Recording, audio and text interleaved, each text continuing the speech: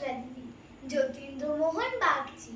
বাঁশ বাগানের মাথার উপর চাঁদ উঠেছে ওই, মাগো আমার ষোলক বলা কাজলা দিদি কই?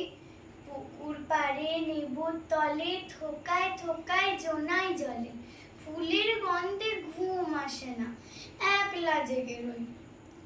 মাগো আমার কোলের কাছে কাজলা দিদি কই? সেদিন হতে কেনই বার দিদির নাহি ডাকো? দিদির কথায় আঁচল দিয়ে মুখটি কেন ঢাকো?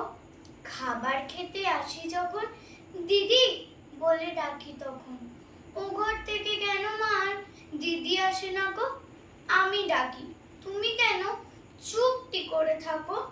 বল মা দিদি কোথায় গেছে, আসবে আবার কবে? কাল যে আমার নতুন ঘরে পুতুল বিয়ে হবে, দিদির মতন ফাঁকি দিয়ে আমিও যদি লুকুই গিয়ে, তুমি তখন একলা ঘরে কেমন করে রবে? আমিও নাই দিদিও নাই, কেমন মজা হবে? ভুঁই চাপাতে ভরে গেছে শিউলি গাছের তল, মারাস নে মা পুকুর থেকে আনবি যখন জল। ডালিম গাছের ডালিম ফাঁকে বুলবুলিটি লুকিয়ে থাকে, দিস না তারে উড়িয়ে মাগো ছিঁড়তে গিয়ে ফল। দিদি এসে শুনবে যখন বলবে কি মা বল?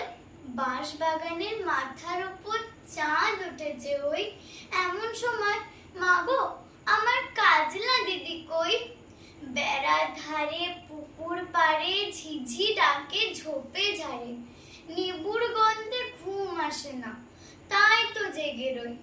রাত হলো যে মাগো আমার কাজলা দিদি কই?